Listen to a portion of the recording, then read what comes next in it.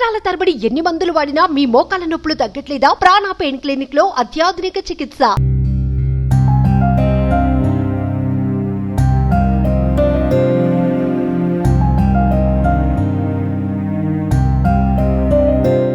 రీసెంట్గా మనకు తెలుసు ఒక సీరియల్ ఆర్టిస్ట్ పవిత్ర జయరాం, ఆమె రోడ్ యాక్సిడెంట్లో చనిపోవటం.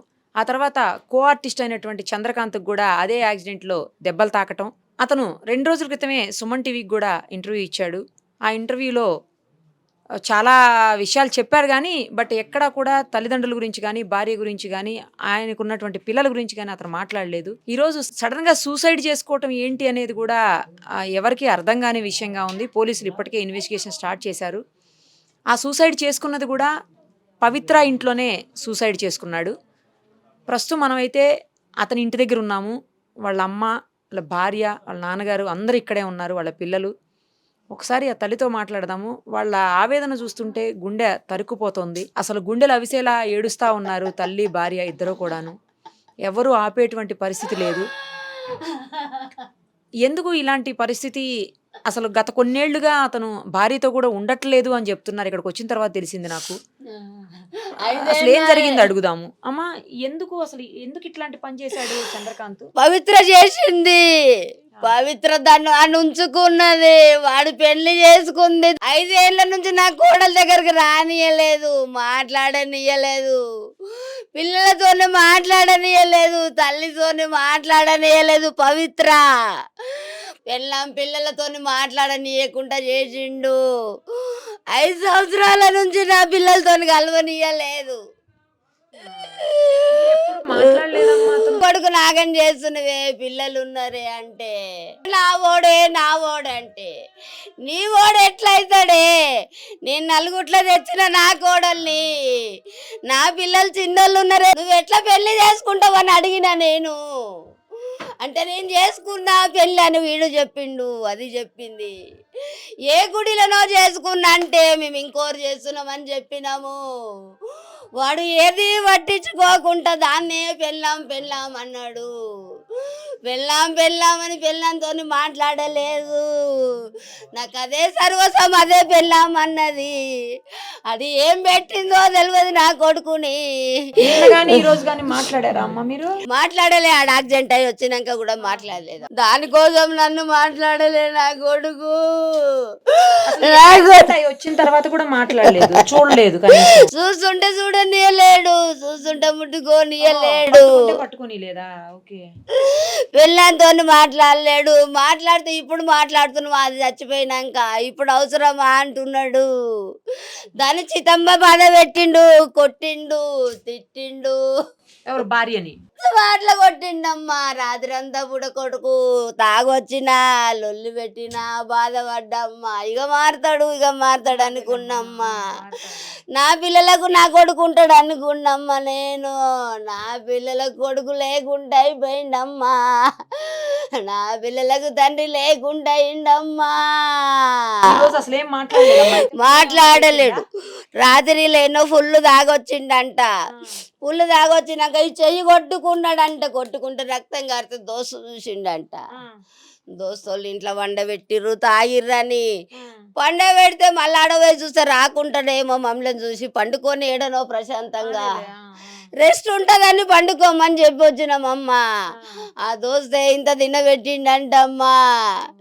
తినబెట్టినాక పండుకుండేమని పొద్దు నుంచి ఫోన్లు చేస్తున్నాం. పెళ్ళాం దగ్గరికి పోలే, ఏం పోలే.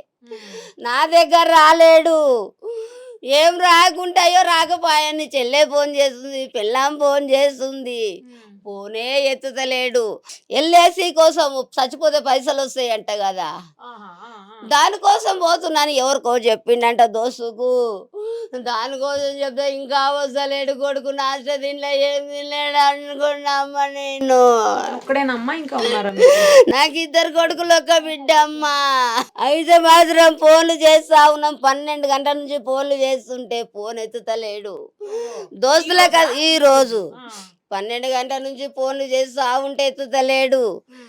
అడా దోస్తులకు అందరు చేస్తేనే ఉంది. పెళ్ళాము ఎత్తుతలేడు. ఎత్తకుంటే మళ్ళీ యాదికొచ్చి అడగిట పోయి వండుకున్నాడో ఏమని యాదికొచ్చి ఇందాక 5 గంటలకు పోయిర్రు. 5, 5:30కి 2 పిల్లల్ని పంపించినాము.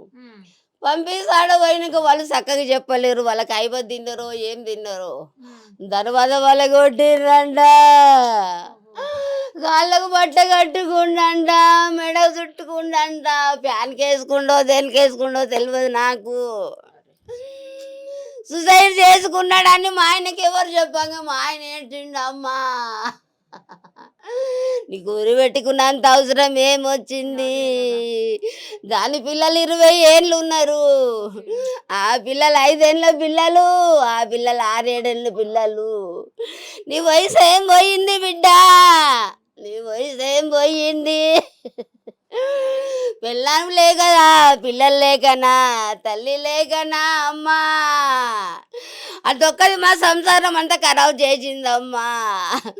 దాన్ని రానియకపోతుండే, ఆడికే రమ్మని పిలుచుకుంటుండే, పిల్లంతో మాట్లాడనియకపోతుండే, అది వచ్చి ముట్టుకుంటే పిల్లలు కూడా రాకపోదురమ్మా.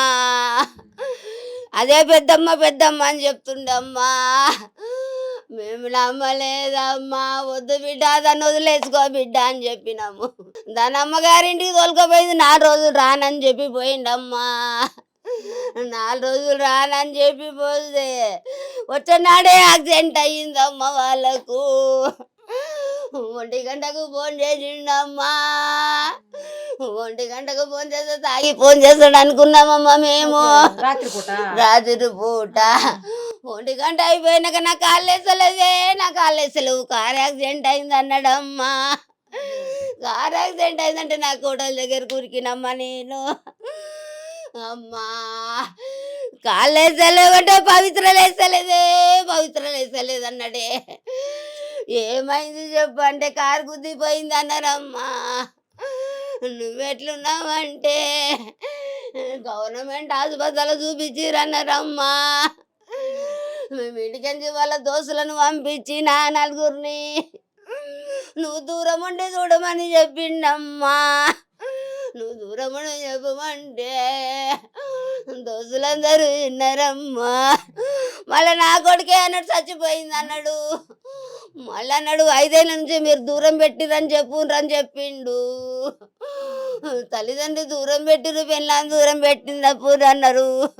లేకుంటే నా కోడల్ని తీసుకొని నేను అడిగి పోతుంటే అట్లా గిట్ట అన్నాడేమో అనుకున్నామ్మా నేను అని ఉల్టా సీదా మాటలు చెప్పిండు. అంటే అసలు గత కొన్నేళ్లుగా మీతో రిలేషన్ లేదని మీ అత్తగారు చెప్తా ఉన్నారండి. 5 years నుంచి రిలేషన్లో లేము. లాస్ట్ 5 years నుంచి ఎప్పుడైతే నాకు ఈ విషయం తెలిసిందో అప్పటి నుంచి నన్ను కొట్టడము చేయడము చాలా నానా విధాలుగా హింసించిండు. తాగేసి వచ్చి ఏ రాత్రి అంటే ఆ రాత్రి ఇది చేయడము చాలా. పవిత్ర డైరెక్ట్ నాకు కాల్ చేసి వాడు నా మొగుడే, ఏం పీక్కుంటో పీక్కో అనేసి కూడా అనింది. ఇలాంటి మాటలు కూడా మాట్లాడింది పవిత్ర జయరాం. వాళ్ళ పిల్లలకి కూడా తెలుసు. వాళ్ళ అబ్బాయిని వెళ్ళి అడిగాను, వాళ్ళ అబ్బాయితో వెళ్ళి మాట్లాడాను. ఇలా నా భర్త మీ అమ్మతో ఉన్నాడు ఏంటిది అనేసి అని అడిగాను. అడిగితే మీ ముందే వెళ్తారా బెడ్రూమ్లోకి అంటే, అవును మా ముందే వెళ్తారు, మాతోనే ఉన్నాడు, వాళ్ళ ఇష్టం వాళ్ళ లైఫ్, మేమేం అబ్జెక్ట్ చెయ్యము అనేసి పవిత్ర జయరాం కొడుకు అన్నాడు. ఎప్పుడొచ్చినా ఇంట్లో పెద్ద టార్చరే. హేట్ చేసినా కంటిన్యూస్గా దాని ఫోటో చూస్తూ ఉంటాడు. ఇంట్లో తాగితే ఇంట్లోనే ఫుల్ అయిన తర్వాత దాంతో వీడియో కాల్ మాట్లాడుతూ ఉంటాడు. చెప్పవే పాప, ఏం చేస్తున్నావు, ఏంది సంగతి, ఇక్కడ నాకు అన్నం పెట్టట్లేదే, అన్నీ ఫాల్స్ అంటే ఫాల్స్. మొత్తం నన్ను బ్లేమ్ చేశాడు, ఎక్కడ పడితే అక్కడ బ్లేమ్ చేశాడు. ఇంకేం చెప్పలేను. ఇంతకంటే మీది కూడా లవ్ మ్యారేజ్ అని చెప్పి విన్నాను. మాది రిలేషన్షిప్ స్టార్ట్ అయ్యి 2004 July 4th స్టార్ట్ అయింది. 2004లో మ్యారేజ్ 15లో అయిందా? మ్యారేజ్ 11 years ముందు మీకు లవ్ ఉంది, రిలేషన్షిప్ ఉంది. అక్కడికి మా పేరెంట్స్ కన్విన్స్ అవ్వలేదు. నేను మా పేరెంట్స్తో కన్విన్స్ చేసి అందరి సమక్షంలో లవ్ మ్యారేజ్ చేసుకున్నాడు. గ్రాండ్గా చేశారు పెళ్ళి. అందరూ ఒప్పుకొని చేసి నేను మా అమ్మ చెప్పినా నేను వినలేదు. ఇతడే కావాలి, నాకన్నయ్య నాకు కావాలి, వాడే లోకం సర్వస్వం అని బతికిన. ఏది చేసినా ఏం చేసినా ఈ రోజు వరకు అంటే ఈ మూమెంట్ కాకుండా నిన్నటి వరకు కూడా మా మమ్మీ వాళ్ళ సైడ్ ఎవరికి ఏమీ చెప్పలేదు. నేను ఎంత ప్రాబ్లం ఫేస్ చేసినాను, సఫర్ అయినాను ఎటువంటివి మా మమ్మీ వాళ్ళకి తెలియదు. ఏదున్నా ఏమున్నా అత్తగారికి చెప్పుకున్నాను, బయట ఎక్కడ పెట్టుకోలేదు. అతను రాకపోయినా సరే ధైర్యంగా ఒక మొగోడిలాగా నా పిల్లలని పెంచుకున్నాను. ఏ రెస్పాన్సిబుల్ లేదు. ముందు జాబ్ చేసేదాన్ని హెచ్ఆర్గా, ఇప్పుడు మానేశాను. అమ్మ లేదు. అమ్మ చనిపోయిన వెంటనే లాక్డౌన్లో వీళ్ళ రిలేషన్షిప్ స్టార్ట్ అయ్యింది. అప్పటి వరకు బాగానే ఉన్నారు. వీళ్ళ రిలేషన్షిప్తో ఎప్పుడైతే స్టార్ట్ అయ్యిందో అప్పటి నుంచి నన్ను కొట్టడము, తిట్టడము కంటిన్యూస్గా చేశాడు. చాలా చాలా అంటే ఒక సాడిస్ట్ కంటే ఇంకా అధ్వానంగా బిహేవ్ చేశాడు. ఏం చేయకుండానే అన్ని వల్గర్ లాంగ్వేజ్ మాట్లాడుకుంటూ, ఎవరితో మాట్లాడినా అన్నయ్య అన్న రిలేషన్తో మాట్లాడినా కానీ అఫేర్ పెట్టి తప్పుగా తీయడం, అది ఎవరైనా సరే. మా అత్తగారు నాకు సపోర్ట్ చేశారు, మా మామయ్య ఇద్దరు సపోర్ట్ చేశారు వాళ్ళ ఫ్యామిలీలో. అంతకు మించి ఎవరు లేరు. నేను ఏదైనా వాళ్ళే లోకం సర్వస్వం అనేసి నన్ను బతికినాను. ఇప్పుడు అతనే లేకుండా పోయినాడు. ఇప్పుడు ఇంకేమని నన్ను బ్లేమ్ చేస్తాడు, ఇంకేం చేస్తాడో నాకేం అర్థం అవ్వట్లేదు. ఏం చెయ్యాలి ఈ మూమెంట్లో? నాకు నా పిల్లలను చూసుకొని నేను ఏం చెయ్యాలి? ఇద్దరు పిల్లలు, పాపది 8 years, బాబుది 4 years. పిల్లల కోసం కూడా వచ్చేవాడు కదా? పిల్లల కోసం వచ్చినా ఇట్లా చూసి వెళ్ళిపోయేవాడు. పిల్లల కోసం వచ్చినప్పుడు పవిత్ర ఆంటీ ఉంటుందానా మీకోసము, పవిత్ర ఆంటీ ఉంటుందానా, దీని ఏమైనా సరే పవిత్ర ఆంటీ ఉంటుంది. మరి నేనేం అవ్వాలి అని అంటే కూడా దానికి సమాధానం లేదు, ఏది లేదు. తన మైకంలో ఉండిపోయాడు. మొన్న 4 days కూడా షూట్ ఉందని చెప్పాడు, కానీ కట్ చేస్తే తను ఊటీకి వెళ్ళారు. ఇద్దరు కలిసి ఊటీకి వెళ్ళారు. ఊటీకి వెళ్ళి డే బై డే ఒక్కొక్క రీల్ షేర్ చేసి నన్ను టార్చర్ పెడదామని ప్రయత్నం చేశారు ఇద్దరు కలిసి. యాక్చువల్గా తను ఇన్స్టాగ్రామ్లో కూడా, పవిత్ర జయరాం ఇన్స్టాగ్రామ్లో కూడా తను పోస్ట్మార్టం అయిపోయిన తర్వాత కంటిన్యూస్గా 4 reels పోస్ట్ చేశారు. వితిన్ few hoursలో డిలీట్ చేసేసారు. ఆ వీడియోస్ కూడా వైరల్ అయ్యాయి. సో వీళ్ళిద్దరు కలిసి ఊటీకి మొన్న ట్రిప్కి ఊటీకి వెళ్ళిన వీడియోస్ కూడా వైరల్ అయ్యాయి. 3rd class, ఇప్పుడు బాబు LKG, చాలా చిన్న చిన్న పిల్లలు. మేమేపు అడిగే వాళ్ళు కూడా ఎవరు లేనట్టున్నారు, మీ అత్తగారు తప్ప. అత్తమ్మ వాళ్ళు ఉన్నారు, మా ఫ్యామిలీ వాళ్ళు వస్తున్నారు, మా మమ్మీ వాళ్ళ సైడ్ వాళ్ళు వస్తున్నారు, మా మేనమామయ్య వాళ్ళందరూ వస్తున్నారు, దారిలో ఉన్నారు. వాళ్ళకి ఇప్పటి వరకు ఎటువంటి విషయం తెలియదు. ఈ సూసైడ్ తోనే అన్ని బయటికి వస్తున్నాయి. అసలు ఇప్పటి వరకు మీరు వైఫ్ ఉన్నారు, పిల్లలు ఉన్నారని కూడా ఎవరికి తెలియదు. ఇతను చెప్పనీయలేదు. సోషల్ మీడియాలో నేను అతన్ని ట్యాగ్ చేసి ఏమైనా వీడియోస్ పెట్టినా సరే అవి ఇమీడియట్గా డిలీట్ చేసేస్తారు. నన్ను బ్లాక్ చేసేసాడు. ఇన్స్టాగ్రామ్లో కానీ, ఫేస్బుక్లో కానీ, ఏ ఛానల్లో అయినా బ్లాక్ చేసేసాడు. ఇనీషియల్గా తెలిసిన వెంటనే నేను మహిళా మండలిలో కంప్లైంట్ ఇచ్చాను. అక్కడ ఇచ్చిన తర్వాత కూడా అక్కడ కౌన్సిలర్ ముందు చెప్పాడు, అదే నా లైఫ్ అని. అంటే పవిత్ర అనే లైఫ్ అంటే అక్కడ అన్నారు కూడా, మా అమ్మ వీడు చేంజ్ కాడు, వదిలేసేయి, సెటిల్ చేసుకొని వదిలేసేయి అని అన్నాడు. అయినా నేను వినలేదు, ఎందుకంటే నాకు పిల్లలకి తండ్రి కావాలి. ఈరోజు నేను మా మమ్మీ లేక నేను చాలా పెయిన్ అవుతున్నాను. ఆ సఫర్ నా పిల్లలు అవ్వద్దు అని ఆలోచించాను, కానీ తండ్రి కావాలి.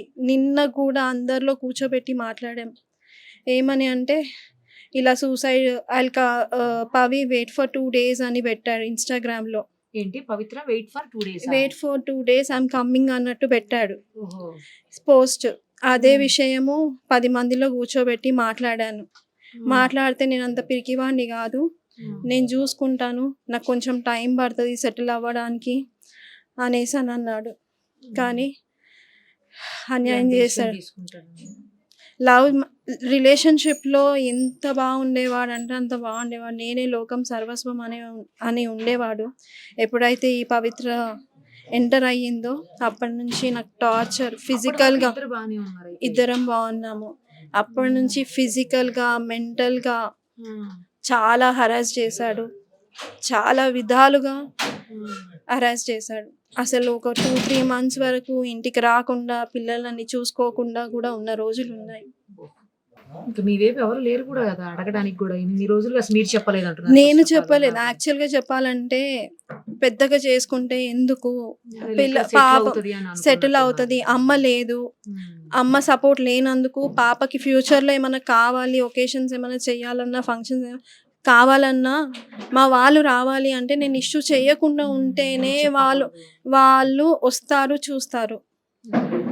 అందుకనే అదొక్క విషయానికి ఓపిక పట్టాను. ఎందుకంటే ఒక ఆడపిల్ల ఉంది నాకు. ఇద్దరు అబ్బాయిలు ఉండుంటే అది డిఫరెంట్ ఉండేదేమో, కానీ ఒక ఆడపిల్ల ఉంది. తనని నేను ఫ్యూచర్ ఖరాబ్ చేయొద్దు కాబట్టి, పాడు చేయొద్దు కాబట్టి ఇలా ఆలోచించాను. నిన్న మాట్లాడారండి లాస్ట్? లేదు, నేను మాట్లాడలేదు. ఒకసారి 2 days బ్యాక్ తను వచ్చిన నెక్స్ట్ డేనే కాల్ చేశాను. ఏమైంది ఇంకా నైట్ రాలేదు అని అంటే, ఇవన్నీ మాట్లాడకు, నేను రెస్పాన్సిబిలిటీస్ ఫుల్ఫిల్ చేస్తాను, అంతకు మించి నా గురించి ఎక్స్ట్రా అడగడం అవసరం లేదు. ఏది ఇన్సిడెంట్ జరిగిన రోజా ఇది? ఇన్సిడెంట్ తర్వాత 2 daysకి మార్నింగ్ నైట్ అంతా ఇంటికి రాలేదు అని అంటే అడిగితే ఆ మాట అన్నాడు. కానీ యాక్చువల్గా ఆమె హార్ట్ స్ట్రోక్ వచ్చి చనిపోయింది అని చెప్తున్నారు. తెలియదండి. యాక్చువల్గా చెప్పాలంటే నాకు తెలిసి డ్రైవర్ ఉన్నాడో లేడో తెలియదు. టు బీ ఫ్రాంక్, డ్రైవర్ ఉండుంటే ఈ పాటికి ఓపెన్ అప్ అయ్యేది, డ్రైవర్ వచ్చేవాడు సీన్లోకి. డ్రైవర్ అయితే లేడు అని నా వే ఆఫ్ ఆలోచన. ఎందుకంటే తనకి రిబ్స్ ఇదయ్యాయి అన్నది తెలిసిన ఇన్ఫర్మేషన్, రిబ్స్ ఫ్రాక్చర్ అయ్యాయి అన్నది ఇన్ఫర్మేషన్ పవిత్రకి. ఎందుకంటే నాకు 12:40 కాల్ చేశాడు. ఎప్పుడు ఇలానే తాగేసి కాల్ చేస్తాడు అనేసి నేను లైట్ తీసుకున్నాను, సైలెంట్ పెట్టి. యాక్చువల్గా ముందు రోజు మా అత్తయ్యకి బ్యాక్ పెయిన్ అయ్యింది, తనకి యూరిన్ ఇన్ఫెక్షన్, కిడ్నీలో వాటర్ స్టోర్ అయ్యింది అనేసి midnight 11:40 ఏమో విజయ హెల్త్ కేర్కి వెళ్ళాము. వెళ్తే అక్కడ తనకి ట్రీట్మెంట్ చేయించుకొని డ్రిప్స్ ఎక్కించుకొని రిటర్న్ అయ్యాము. ఆ రోజు నైట్ మొత్తం తనకి అంటే మాకు స్లీపే లేదు. నెక్స్ట్ డే పడుకున్నాను. పడుకున్న తర్వాత అత్తయ్య వాళ్ళు 1:10, 1:15 అలా వచ్చారు. అంతలోపు వాళ్ళ నాన్నకు కాల్ చేశాడంట. వస్తే సరే ఆగతయ్య నేను కనుక్కుంటాను, మీరు వెయిట్ చేయండి అనేసి కాల్ చేస్తే పవి లేస్తలేదు.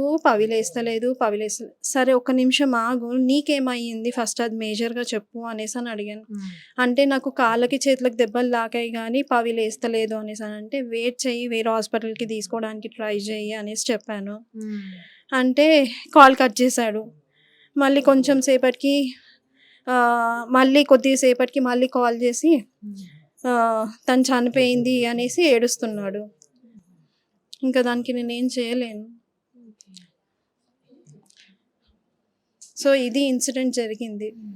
ఈ రోజు పొద్దున్న మీ అత్తయ్య చెప్తున్నారు మార్నింగ్ నుంచి ట్రై చేస్తే దొరకలేదు. యాక్చువల్గా నేను 12 నుంచి మేము ట్రై చేస్తున్నాము. 2 o'clock పవిత్ర ఫ్లాట్కి వెళ్ళాల్సి ఉండింది. వాళ్ళ ఫ్రెండ్ సాయి అనేసి ఉన్నాడు, అతని దగ్గరికి అంటే నైట్ వెళ్ళి పవిత్ర దగ్గర నుంచి లగేజ్ మొత్తం తీసుకొచ్చి నా దగ్గర పెట్టాడనమాట.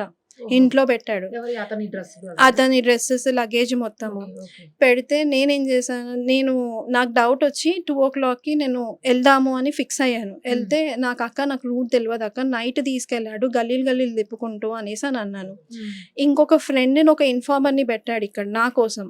అంటే నేను మా ఇంటికి ఎవరు వస్తున్నారు, ఎవరు వెళ్తున్నారు, నా పిల్లలు ఏం చేస్తున్నారు, ఇక్కడ నుంచి ఇన్ఫర్మేషన్ ఇచ్చే అతన్ని అక్కడ పెట్టేసి అతన్ని అడిగాను, ఉదయ్ అన్న అన్న కనిపిస్తలేడు, మరి ఫ్లాట్కి వెళ్దామా మణికొండ కంటే, అక్క మా ఇంట్లో ఫంక్షన్ ఉంది అయిపోయినాక కాల్ చేస్తాను అనేసి అని అన్నాడు.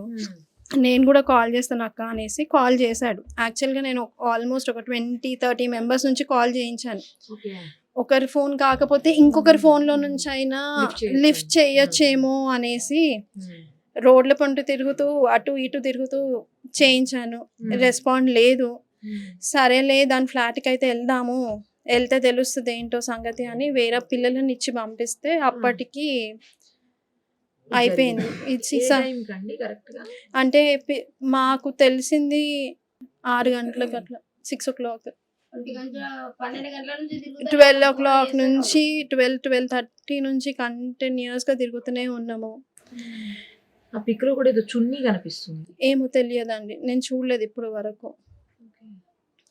చూడలేదు. నాతో మాట్లాడకు అనేసి అన్నాడు.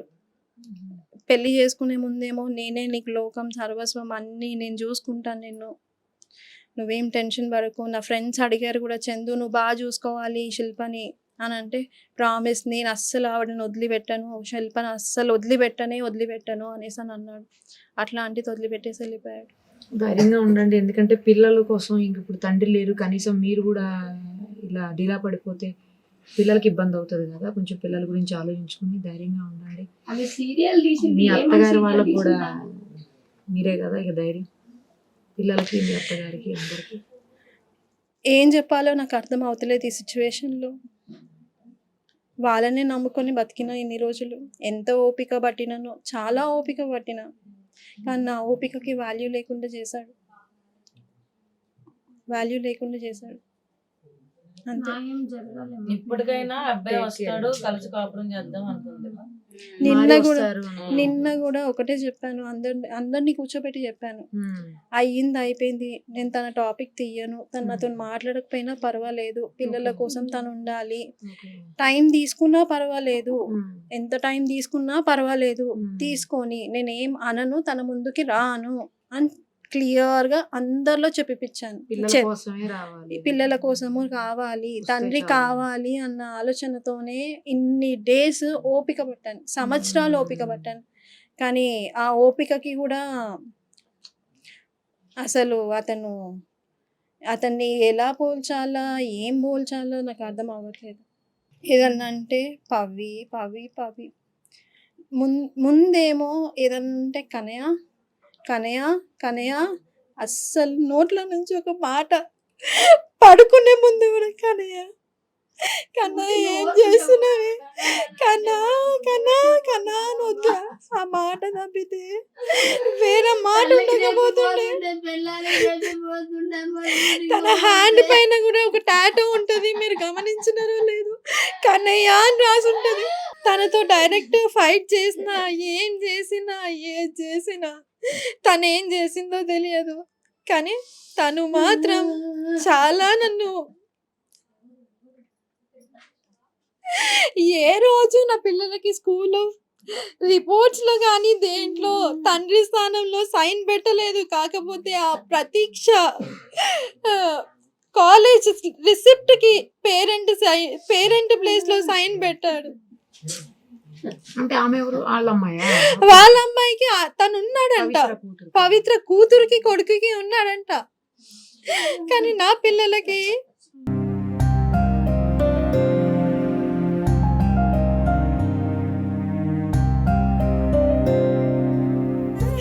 ఇండస్ట్రీ మొత్తం తెలుసు. చందు, శిల్ప అంటే ఇండస్ట్రీ అందరికీ తెలుసు. అసలు నా మాట లేకుండా ఉండేటోడు కాదు. అరే అక్కనే రా నన్ను సెట్ చేసింది, అందరికి, అందరు ఆర్టిస్టులకు చెప్పుకున్నాడు. చాలా మంది ఆర్టిస్టులు కూడా చెప్పారు తనకి, వద్దు ఇట్లాంటి దాంతో నీకు అవసరమా చందు, మంచి ఫ్యామిలీ ఉంది, ఫ్యామిలీని చూసుకో, ఫ్యామిలీని డిస్టర్బ్ చేస్తున్నావు చందు అంటే, ఆహా వినలేదు, అసలు వినలేదు. శిల్ప గారు మీరు ధైర్యంగా ఉండండి, చందు గారు వచ్చేస్తారు, మీరు టెన్షన్ పడకండి, ఆవిడ ఇప్పటికీ మీ ఆయన 6th పర్సన్ ఆవిడకి అని చెప్పారు. చాలా మంది చెప్పారు, ఆవిడ క్యారెక్టరే అది.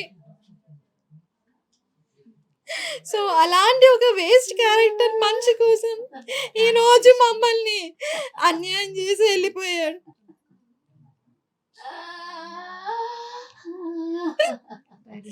అసలు నా పేరు లేకుండా అరే అక్క చేసిందా కన్నా చెప్పు, ఇప్పుడే స్టార్ట్ అయినా, ఇక్కడున్నా, ఈ లొకేషన్ లో ఉన్నా, వచ్చేస్తున్నా, హార్డ్లీ ఇంకా 5 minutes లో ఉంటేనే ఇంట్లో వచ్చేస్తున్నా. ఇదంతా 2020 వరకు కంటిన్యూగా ఉండింది. ఎప్పుడైతే ఫస్ట్ లాక్డౌన్ స్టార్ట్ అయ్యిందో అప్పటి నుంచి ఎప్పుడు నా మీద చెయ్యనోడు. 12:30 నైట్ నుంచి మార్నింగ్ 5 o'clock వరకు ఎట్లా పడితే అట్లా కొట్టినాడు. అయినా మా మమ్మీ వాళ్ళ సైడ్ ఎవరికి చెప్పుకోలేదు, మా మేనమామలకు కానీ ఎవరికి కానీ ఎవరికి చెప్పుకోలేదు. నేను ఏదున్నా మా అత్తయ్యతో మాట్లాడుతుండే, అది కూడా ఓర్వకపోతుండే. ఈ ఏరియాలో అందరూ అంటారు తల్లి కూతురు లాగున్నారు, తల్లి కూతురు లాగున్నారు అనేసి మదరే అనుకున్నానండి, తర్వాత తెలిసింది మదర్ లేదు అని. కానీ ఇంత అన్యాయం చేసి వెళ్తాడు అనేది అనుకోలేదు.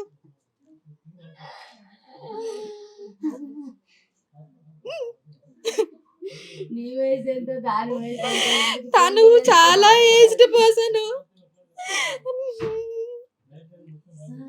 ఏజ్ డిఫరెన్స్ కూడా చాలా ఉంది. నాకు చెప్పడమే పవికి హార్ట్ లో హోల్స్ ఉన్నాయి, తనని జాగ్రత్తగా చూసుకోవాలి అది ఇది అనేసి అని అన్నాడు. కానీ నేను ఒక ఫ్రెండ్ లాగా మాట్లాడుతున్నాడేమో, ఫ్రెండ్ లాగా రీల్స్ చేస్తున్నాడేమో, ఇండస్ట్రీయే కదా మనకు తెలియంది ఏముంది అనేసి అని అనుకున్నాను. తర్వాత నన్ను చాలా టార్చర్ పెట్టాడు. అసలు నా దగ్గర ఉండని కూడా ఉండట్లేదు.